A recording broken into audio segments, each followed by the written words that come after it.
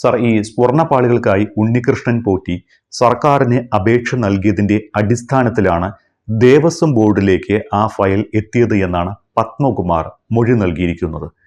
അങ്ങനെയെങ്കിൽ ഈ സ്വർണ്ണ കവർച്ചയിൽ സർക്കാരിന് മുന്നറിവ് ഉണ്ടായിരുന്നു എന്ന് വരില്ലേ?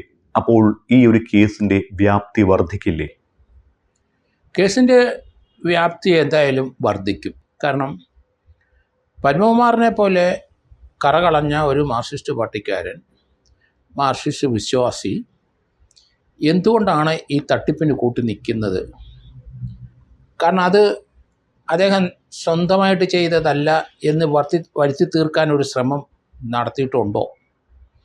കാരണം ഗവൺമെൻറ്റിൽ കൊടുത്ത ഒരു പേപ്പർ വന്നപ്പോഴാണ് അതിലേക്ക് താൻ നടപടി സ്വീകരിച്ച് താൻ നിരപരാധി എന്നുള്ള രീതിയിലൊരു ധ്വനി അതിനകത്ത് വന്നിട്ടുണ്ട്. അപ്പം നമ്മളാരും പ്രതീക്ഷിച്ചില്ല ഉണ്ണികൃഷ്ണൻ പോറ്റി പത്മകുമാറുമായിട്ട് നേരിട്ട് ബന്ധപ്പെട്ടാണ് ഈ തട്ടിപ്പ് നടത്തിയെന്നാണ് നമ്മളൊക്കെ കരുതിയത്.